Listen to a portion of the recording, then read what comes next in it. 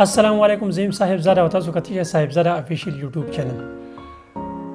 نن سبا په ټیک ټاک کې ډیر زیات ټرینډینګ ویډیو چلیږي او څوک چې هم په دغه ټرینډ باندې ویډیو جوړي هغه لازمي فار یو ته ځي. دغه ټرینډینګ ویډیو څنګه جوړي مکمل طریقه ورته ښیم. موبایل سکرین ته وبوزم او د ویډیو شروع کېدو نه مخکې یو وړوکی شانتې ریکویسټ کوم چې تاسو زموږ چینل باندې نوی زموږ چینل سبسکرایب کړئ او د بیل آیکن دباو کړئ چې زموږ نوی ویډیو تاسو ته زر تر زره رارسي.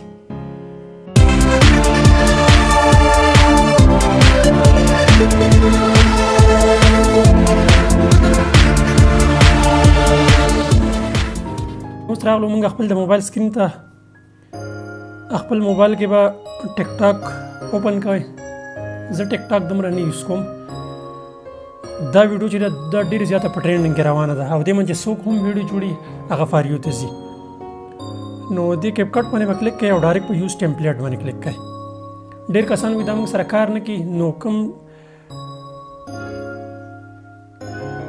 کله چې تاسو دې باندې کلیک کړئ نو ډایرکټ په بیا تاسو کلیک کوئ یوز ټمپلیټ. یوز ټمپلیټ باندې چې تاسو کلیک کړئ نو دا به ډایرکټ تاسو ګیلري اوپن شي. ګیلري چې تاسو اوپن شله نو هغې کې به تاسو لاړ شئ فوټو ته. هلته نه به یو فوټو راواخلئ. تاسو یو فوټو یې هغه به راواخلئ. اوس دا یو فوټو دی، دا زه رااخلم. نو دا که ته اټومیټک تاسو ګورئ نیکسټ باندې بیا کلیک کړئ نو دا به داسې لوډینګ کوي. د دې نیټ پورې کار دی. که تاسو سره نیټ سپیډ تیز وي نو دا به بالکل اسانتیا سره کار کوي. نو دا تاسو وګورئ. دا موږ سره ویډیو چې دا هغه بالکل ریډ شله.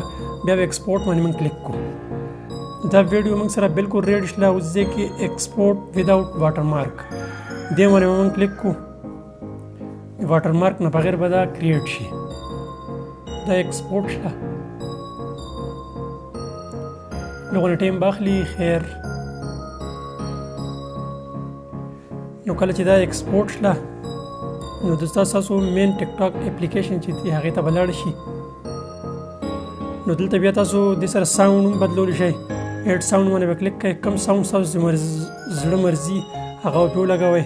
یا تاسو سرچ کول غواړئ دلته به د پښتو سرچ کوئ یا به د اردو سرچ کوئ. انګلیش څه چې هم سرچ کوئ هغه کې تاسو ته هر څه میلاویدی شي. نو زه بې دا لګوم.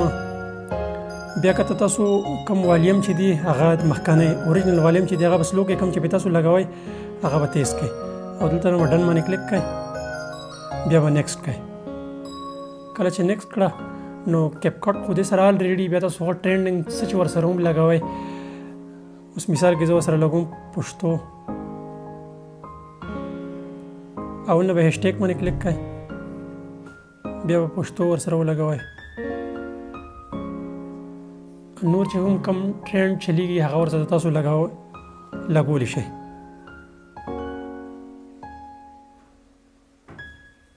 او بیا به دلته نه نیکسټ کوئ نو دا به نیکسټ پکې بیا به دې نه پوسټ کوئ نو دا بس بالکل ویډیو به ستاسو ریډي شي او ټیک ټاک ته به اپلوډ شي.